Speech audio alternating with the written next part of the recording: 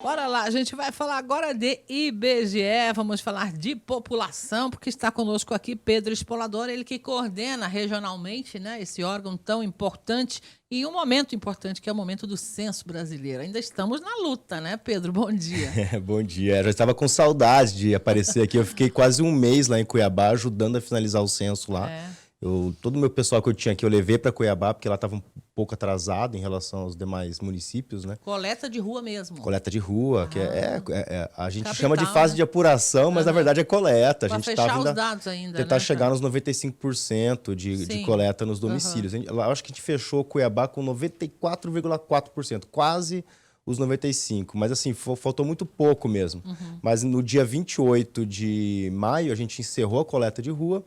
Agora a gente está fazendo aquelas reuniões finais com as prefeituras durante o mês de junho e está prevista a divulgação para o dia 28 de junho, a divulgação oficial já dos dados, os primeiros resultados do censo demográfico. Isso para Sorriso também. Aqui, então, a coleta encerrou também já no mês passado. Isso. A gente encerrou a fase de apuração. Muita gente ainda tinha ligado, pedindo para recensear. A gente conseguiu recensear você também, que tinha ficado de fora, né?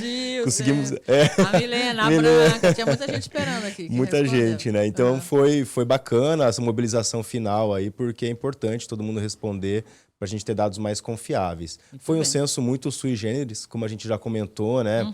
Uma operação que se arrastou por 10 meses, sendo que o prazo previsto era de 3, 4 meses no máximo. Mas no final a gente conseguiu, né? Com pouca gente que a gente tinha, né? A gente conseguiu coletar. Tivemos a ajuda dos mineiros, né? Que vieram aqui. Veio. A última vez da sua vida foi com o mineiro, inclusive, o pessoal de Minas Gerais. Pois é, o Flávio. Depois, esse pessoal de Minas que ficou aqui, eu levei eles para Cuiabá comigo, continuei coordenando eles lá para ajudar lá. Teve um mutirão muito grande de gente de fora, de pessoal de Goiás, do Acre, do Amazonas, para a gente encerrar a coleta lá em Cuiabá. A maior dificuldade, igual que tivemos aqui, condomínios fechados, prédios residenciais, muito difícil encontrar as pessoas em casa, e aí você chega à noite... Daí, né? Vira um resserviço sempre. Foi. E o IBGE vai ter que repensar o próximo censo, sabe? Porque as pessoas, por conta também de polarização política, né? As pessoas, elas não trataram bem o recenseador. A gente teve muitos casos assim, né, que a pessoa foi xingada até misturou a terceira tudo, geração. né? Com a eleição do ano passado. Exatamente. O censo começa num governo, termina no outro. E o IBGE sempre foi um órgão de Estado, nunca se envolveu com política, né?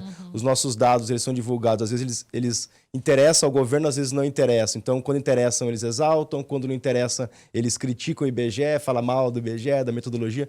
Mas a gente está aí, né? Fizemos 87 anos de existência nessa semana.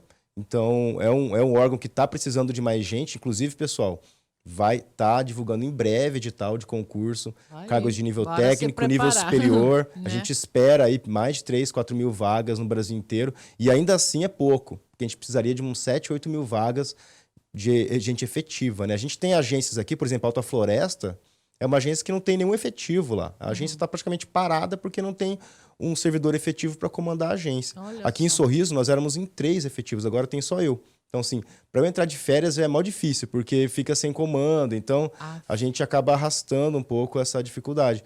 Mas a gente espera que em breve saia edital, então o pessoal já começa aí. Tem muito cursinho online, tem material do próprio IBGE sobre cartografia, que é gratuito. Podem ir atrás que o concurso vem. Olha só, isso é importante colocar. E mais importante que são os dados que virão com esse resultado, né, Pedro? Você disse que já podia dizer alguma coisa ainda. Dos números totais de Sorriso, ainda não podemos, não saímos ainda não chegamos a confirmar os 17. Isso, exatamente. Os 117.645, se não me engano, era mais ou menos essa continha quebrada aí, né? A gente tem uma situação com a Intermate, porque a Intermate, ela divulgou um limite municipal que causou algumas anomalias em Sorriso, em Santa Rita do Trivelato, em Cuiabá. Vários municípios ganharam ou perderam área, dependendo da interpretação que a Intermate deu a uma legislação antiga de divisão municipal. Então, criou uma anomalia ali, por exemplo, Boa Esperança, né, que é um distrito de Sorriso, já é um distrito oficializado de Sorriso, foi considerado como pertencente à Vera. Então, esses dados, até hoje, imaginamos que na divulgação ainda vão ser contados como Vera. Então, e o dinheiro, digamos assim, que tem que ser investido lá é o de Sorriso. Sim. A gente contou no censo ali cerca de 3 mil pessoas morando na área urbana ali de Boa Esperança. Então, essas 3 mil pessoas são de Sorriso. Mas, por algum motivo, a Intermate, por uma anomalia geográfica ali, foi contada uma área para Vera. Então a gente espera que isso seja corrigido. Eu imagino que não vamos conseguir corrigir até a etapa da divulgação, mas com certeza vai ter alguma etapa posterior ali onde vai ser ajustado essa população. Números. Então, assim, se não der os 117 mil da preliminar, provavelmente é por conta dessa situação com a Intermate. Taxas de desemprego, PIB, alguns dados vocês já podem colocar em relação a Sorriso mesmo. Porque na verdade, assim, a questão do desemprego ela nem é medida pelo censo, é pela PNAD contínua, que é uma pesquisa nacional por amostra de domicílio contínua. É uma pesquisa que o IBGE faz toda semana e ela tem divulgações mensais e trimestrais. Então, a taxa de desemprego ficou em 8,5% nesse último trimestre. Aqui em Sorriso? Brasil inteiro, como um todo. A gente não tem o dado localizado. Certo. Mas é um dado importante porque se manteve estável. Esperava-se que fosse aumentar a taxa de desemprego porque a gente estava se aproximando, estava se afastando do final de ano. Geralmente, quando tem muita contratação sazonal, né, por conta das festas de final de ano, Natal. Então, se esperava que fosse aumentar a taxa de desemprego e ela se manteve estável em 8,5%. Quer dizer que emprego estabilizou ali estabilizou, também. Em 8,5% é uma notícia importante e positiva, né, para o país. Outra coisa também que se divulgou hoje foi o PIB do trimestre, que cresceu 1,9%.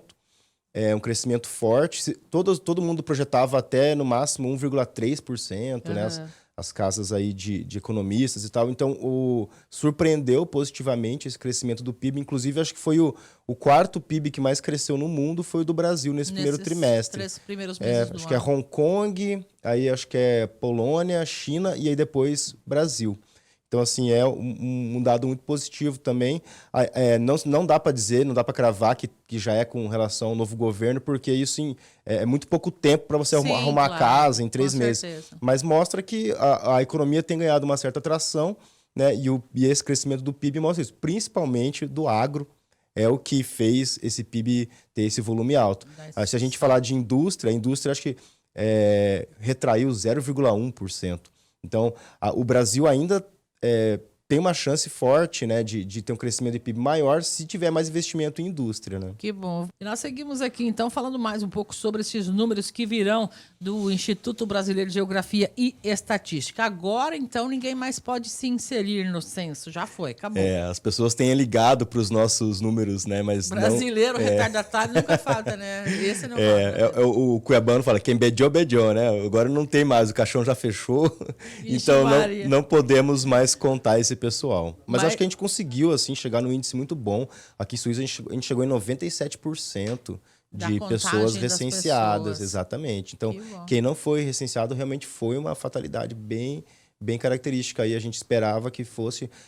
Nós, na verdade, acho que nenhum município chegou no 100%. É muito difícil você conseguir... Fechar tudo, né? Fechar, a não ser municípios muito pequenos, que todo mundo se conhece, então é mais fácil, né? Tipo 2.000 habitantes. Assim.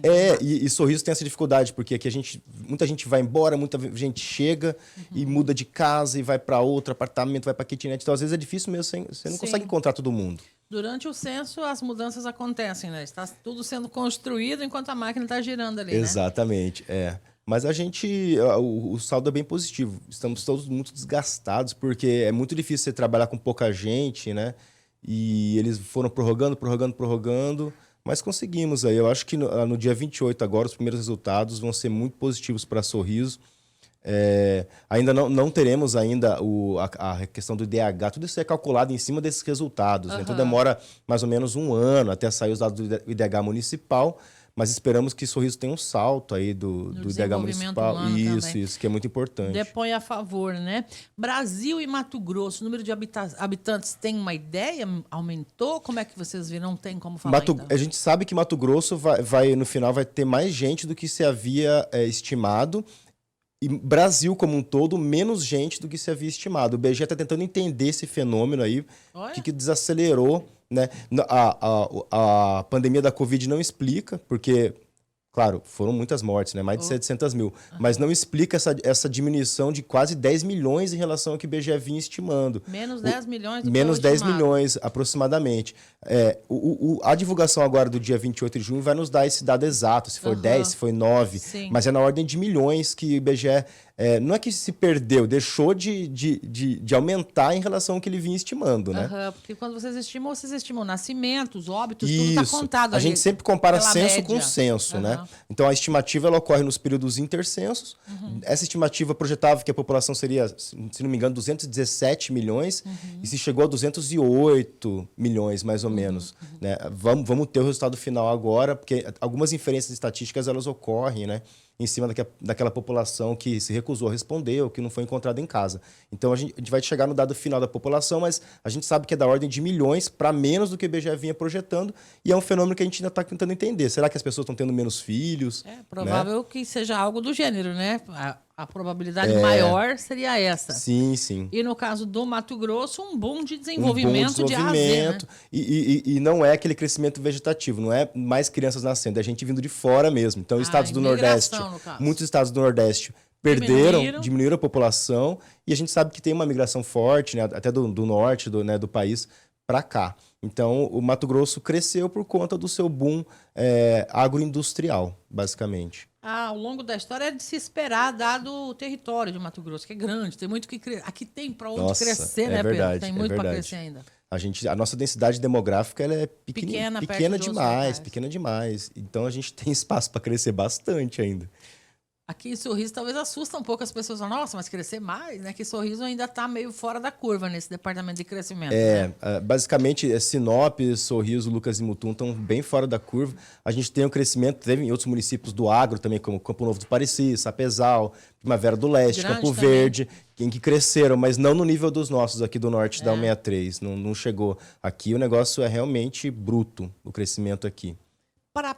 Para a população, para as pessoas, isso significa o quê em resultado, Pedro? Quando saírem esses números, que olhar, de repente, se espera que deem a isso os governantes em geral, em qualquer instância? Município, estado, país, enfim. Esses dados divulgados, eles provocam vários efeitos, né? Um deles é justamente aumentar ainda mais o crescimento. Quando o IBGE divulgou o censo de 2010, mostrando o crescimento grande que teve em Sinop, Sorriso e Lucas, atraiu olhares, então atraiu empresas, mais gente muita ainda. gente de fora. Então a gente imagina que agora esse ciclo vai continuar ocorrendo. Acelerar um pouco mais. Exatamente, ainda, vira uma vitrine, né? Então, a Sorriso dobrou de tamanho em 10 anos, né? De 60 e poucos foi para quase 120. Então, acaba atraindo mais gente, mais indústria, mais empresa.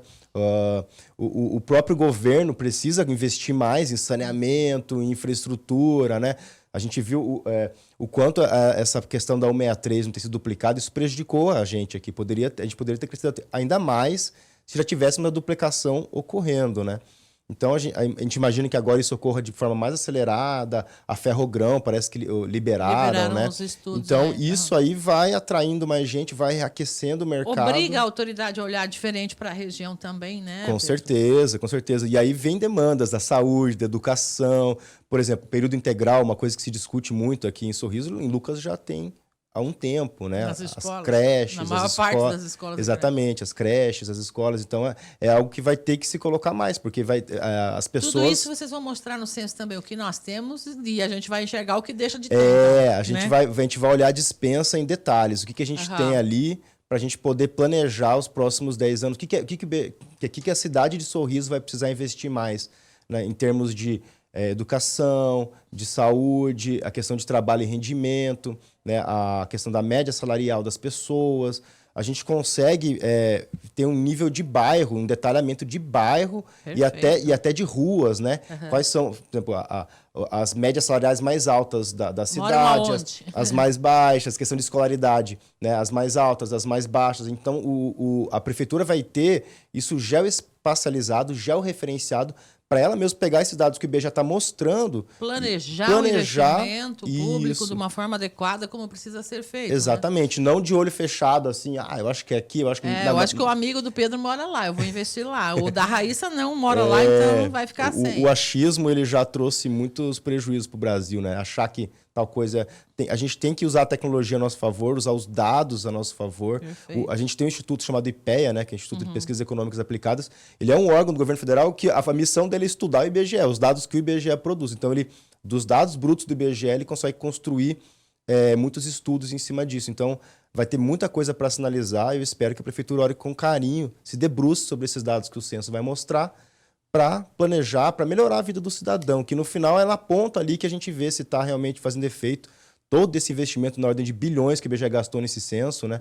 A gente espera que isso seja revertido em melhorias de condição para o povo, né? Para a população como um todo. Precisamos aí no setor público aprender com a iniciativa privada, porque o empresário olha tudo isso. Ele vai olhar se tem pessoas formadas para trazer a empresa, se tem espaço, se tem uma qualidade de vida mais ou menos, né? Exatamente. Tudo isso o empresário olha, né? A gente está esperando, por exemplo, a gente está esperando uma Unemate aqui, uma FMT, né? Então, esse tipo de investimento aí, ele tem que ser colocado na mesa de negociações. Ó, o censo mostrou isso, a cidade cresceu tanto, tem tantos jovens, tem tanta gente sem formação.